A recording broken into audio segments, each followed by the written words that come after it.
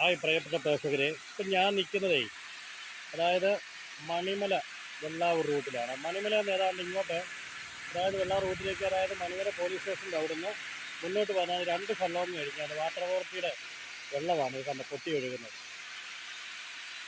കണ്ടോ, വാട്ടർ അതോറിറ്റിയുടെ പൈപ്പാണ് പൊട്ടി ഒഴുകുന്നത്.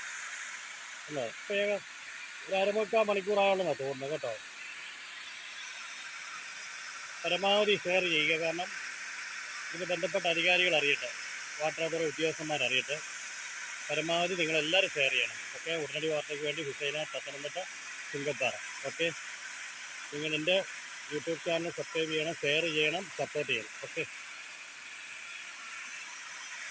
വീണ്ടും ഞാൻ ഒന്നുകൂടെ പറയുന്നു, മണിമല പോലീസ് സ്റ്റേഷൻ്റെ അവിടെ നിന്ന് വെള്ളാവൂർ റൂട്ടിലേക്ക് 1 കിലോമീറ്റർ ഇല്ല കേട്ടോ. മണിമലയാറിനോട് ചേർന്നുള്ള ഭാഗമാണിത് കേട്ടോ. ഭയങ്കര സൗണ്ട് കാണാം. Okay, thank you.